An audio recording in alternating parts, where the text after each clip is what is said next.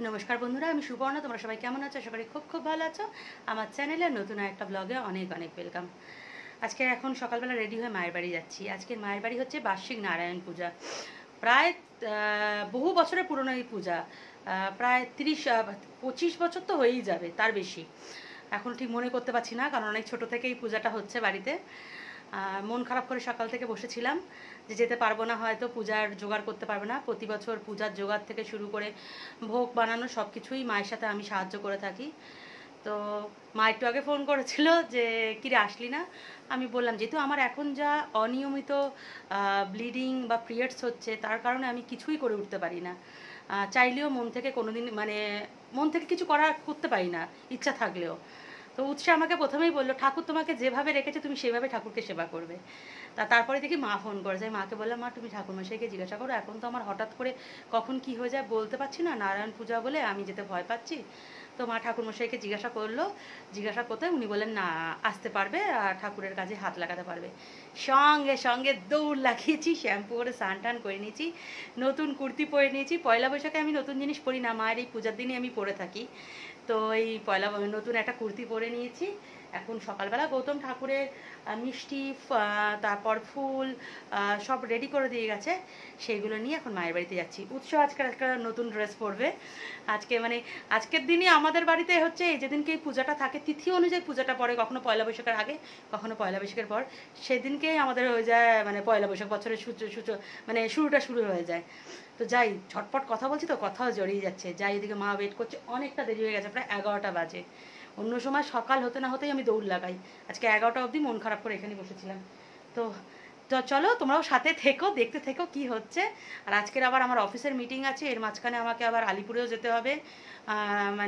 4:30 থেকে আমার মিটিং আছে, যেহেতু সামনে ইলেকশন, যেহেতু আমি ইলেকশন কমিশনে আন্ডারে কাজ করি, সেহেতু আমাকে দৌড়াতে হবে। তো সবটাই আজকের একসাথে করবো এবং সবটাই একটু একটু দেখাতে থাকবো। চলো সাথে থেকো। চলে এসেছি মার বাড়িতে। আর গতকাল মায়ের ঠাকুর ঘরে এই আলপনাগুলো উৎসাহ দিয়েছে। আগে মার বাড়িতে যখন পূজা হতো তখন এই আলপনা দেওয়ার দায়িত্ব আমার ওপর ছিল, কিন্তু উৎসাহ বড় হয়ে যাওয়ার পর থেকে এই দায়িত্বটা উৎসাহী নিয়ে নিয়েছে। আমাকে আর আলপনা দিতে হয় না, আর আমার মেয়ে আমার থেকে অনেক বেশি সুন্দর আলপনা দেয়। এদিকে মামুন ভোগের জোগাড় করছে। মামুন মানে আমার ভাইয়ের বউ। মায়ের ঠাকুরের ঘরটা আমি অনেকবার তোমাদেরকে দেখিয়েছি, তাই আর সেভাবে দেখালাম না। এদিকে মা ঠাকুরের স্নানের জোগাড় করছে। স্নানের জোগাড় করছে বলাটা ভুল হবে, স্নান করাচ্ছে। যেহেতু লেট হয়েছে আর ঠাকুরঘরটা ঘুরিয়ে দেখালাম না, মায়ের হাতে কাজ করতে বসে পড়লাম, কারণ অনেকটাই বেলা হয়েছে, এখনও ভোগের কোনো জোগাড় হয়নি। মা ঠাকুরমশাই এদিকে ঠাকুরের স্নান পর্ব সারছে, আর আমি এদিকে ঠাকুরকে নতুন বস্ত্র পরিয়ে সুসজ্জিত করে সাজিয়ে তুলছি। দেখতে দেখতে অনেকটা বছর কেটে গেল। সেই ক্লাস 9-এ যখন পড়ি তখন প্রথম আমাদের বাড়িতে লক্ষ্মীনারায়ণ প্রতিষ্ঠা হয়েছিল। কি বড় করে আয়োজন, কত ব্রাহ্মণ এসেছিল। একটা বিবাহ অনুষ্ঠান যেভাবে হয় সেইভাবেই লক্ষ্মীনারায়ণকে বিবাহ দিয়ে প্রতিষ্ঠা করা হয়েছিল, বিবাহ বন্ধনে আবদ্ধ করে প্রতিষ্ঠা করা হয়েছিল। প্রায় 5 থেকে 6 জন পুরোহিত ছিল, তাদের মন্ত্র উচ্চারণে সারা পাড়া যেন গম গম করছিল।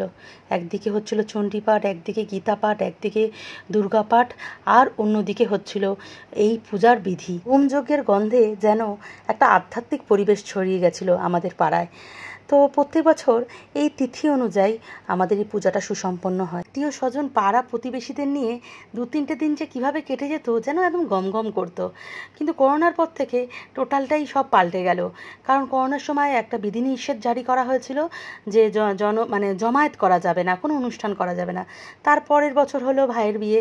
ভাইয়ের বিয়ের পর তো আর ভাইয়ের বিয়ের পরপরই পূজা ছিল, সে বছরও সেভাবে বড় করে হয়নি। আর এই বছর বাবা যথেষ্ট অসুস্থ, বাবার শরীর একদমই ভালো না। আগের বছর ঠাকুমা মারা গেছে, আমার একটা কাকু মারা গেছে, মাও বেশি অসুস্থ, চোখের অপারেশন হয়েছে, তা নিয়ে মাও অসুস্থ। তার মধ্যে বোনও আসতে পারেনি, ভুটুর অ্যাডমিশন, সব মিলিয়ে নিজের লোক ছাড়া কি পূজা ভালো লাগে বলো। তার জন্য এই বছরও একদম ছোট আকারেরই পূজা হচ্ছে। আবার যখন সব ঠিকঠাক হয়ে যাবে, সবাই একটু সুস্থ সবল থাকবে, নিশ্চয়ই আবার পুরনো সেই রীতি অনুযায়ী বড় করেই পূজা হবে। তো আমি এইভাবে তোমাদের সাথে কথা বলতে বলতে ঠাকুরের জামা কাপড় টাপড় পরিয়ে নিলাম। নতুন বস্ত্র পরিয়ে সাজিয়ে গুছিয়ে একেবারে সিংহাসনে তোলা হবে।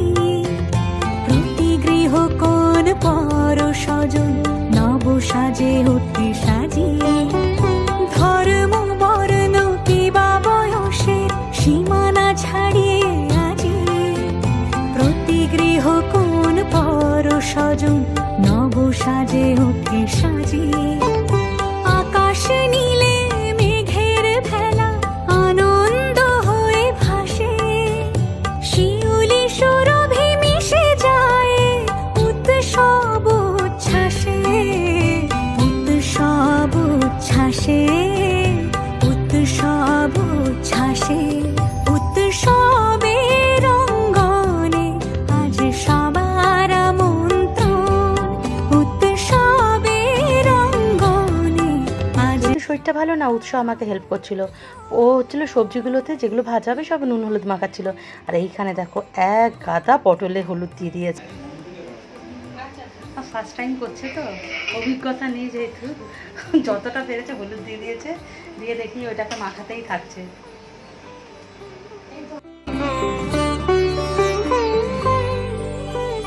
মেতে ওঠে দেখো ত্রিভুবন আজ প্রাণের উৎসবে অনাবিলে আনন্দ হতে কে বা বঞ্চিত রবে মেতে ওঠে দেখো ত্রিভুবন আজ প্রাণের উৎসবে অনাবিলে আনন্দ হতে কে বা বঞ্চিত রবে ধূপ দীপে আলোর মালা সমারোহের ক্ষণে উৎসব আজ বেঁধেছে সবারে মহামেল বন্ধনে মহামেল বন্ধনে মহামেল বন্ধনে উৎসবের অঙ্গনে। ঠাকুর ঘর থেকে নিচে চলে এসেছি, এখানে উৎসা রেডি হচ্ছে।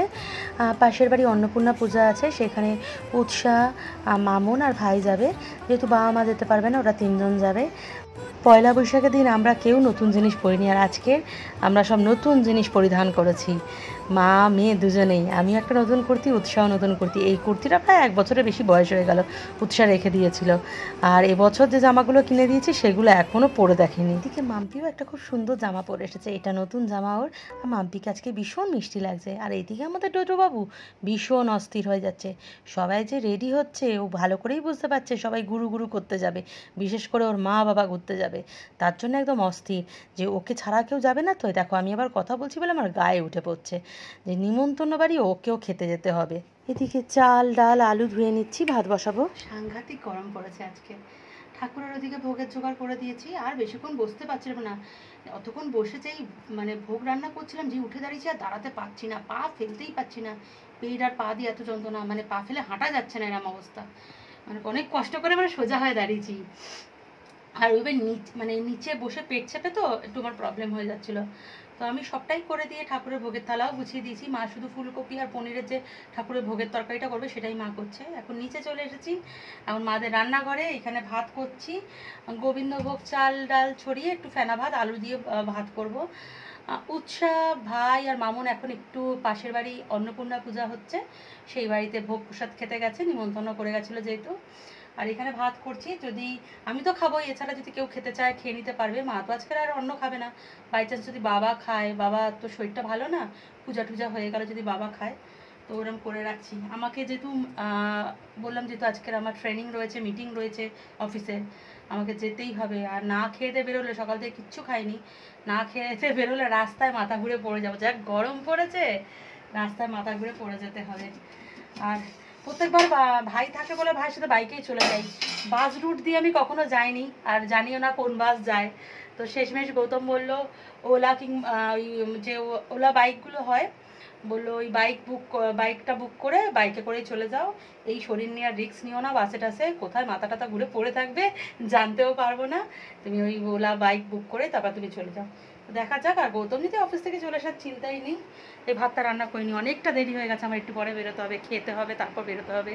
প্রতিবার এই পূজার দিন আমি সকাল থেকে উপোস থাকি, সেই একদম পূজা শেষে তারপর ঠাকুরের প্রসাদ খেয়ে উপোস ভঙ্গ করি। কিন্তু এবার আর কিছু করার নেই, যেহেতু বেরোবো তার জন্য একটু সিদ্ধ ভাত খেয়ে নিচ্ছি। সাংঘাতিক গরম পড়েছে আজকের।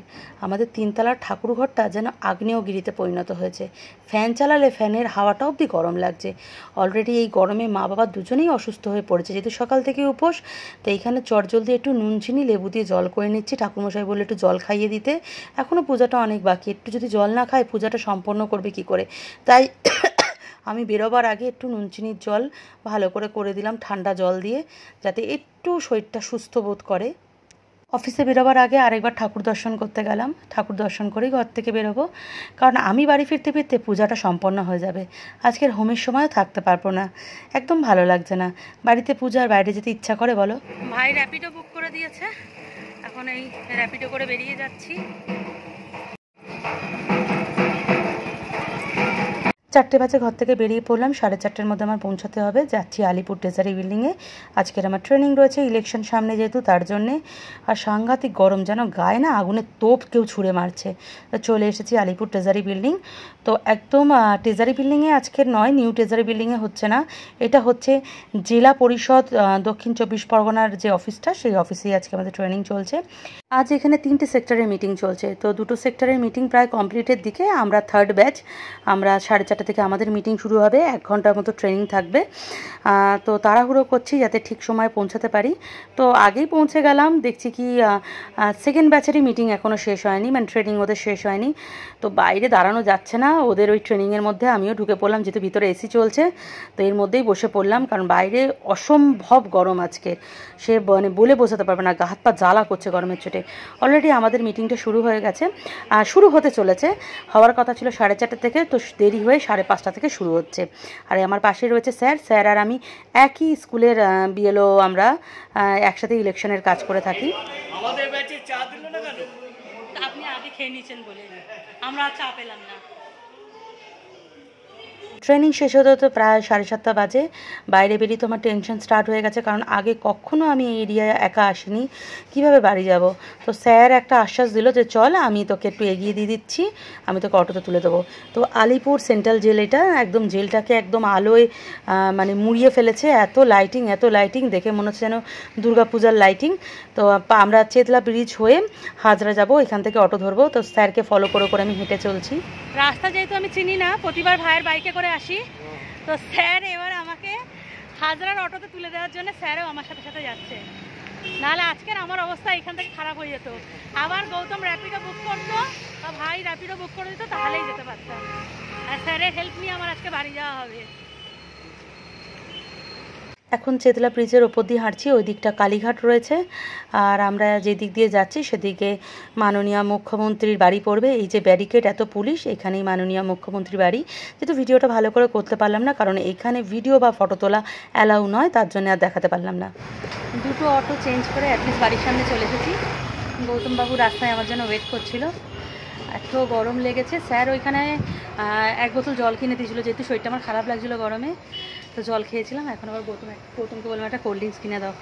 আর এতদিন পরে ঘর থেকে বেরিয়েছি, মানে এতদিন পর, প্রায় 1 বছর পর বলতে গেলে, একা আবার মানে জার্নি করা, বাসে করে, বা বাসে তো নয়, অটো করে, মানে এত ভয় লাগছে আমার, রাস্তা পেরোতে ভয় পাচ্ছি, সেই গাড়ির সাউন্ডে চমকে উঠছি, মানে কীভাবে যে এসেছি, মানে ঘর থেকে না বেরিয়ে কী যে অবস্থা বলার মতো না।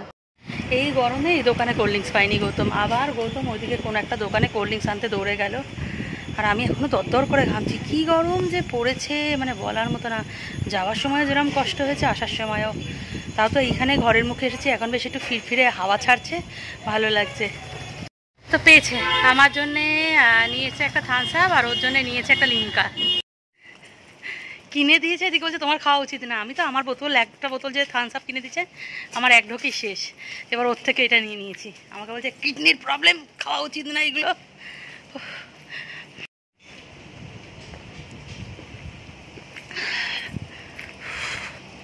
বাড়ি চলে এসেছি, আর মা একটু প্রসাদ গুছিয়ে দিয়েছে। আপাতত ফল প্রসাদ নিয়ে নিই, লুচি, ভাজাভুজি, মিষ্টি নিয়েছি। আর মেয়ের কটা বন্ধুও এসেছে, ওদেরও একটু প্রসাদ গুছিয়ে দিলাম। মেয়ের 2টো বন্ধু, এদিকে গুন্নুর আর এদিকে অদ্রিজাকে তো আগেও তোমরা দেখেছো, গুন্নুরকে ফার্স্ট টাইম দেখছো। এদিকে উৎসাহ জমিয়ে এরা আড্ডা দিচ্ছে, আমি আড্ডার মাঝখানে ব্যাঘাত ঘটালাম প্রসাদ নিয়ে এসে। তো ওরা আড্ডা মারুক, চল আমরা নিচে চলে যাই। ভীষণ টায়ার্ড হয়ে পড়েছি, একদম কিছু ভালো লাগছে না। এখানে নিচে সিন্নি। আর আজকের ব্লগটা এখানে এন্ড করছি। তোমরা সবাই ভালো থেকো, সুস্থ থেকো, চলো বাই, গুড নাইট।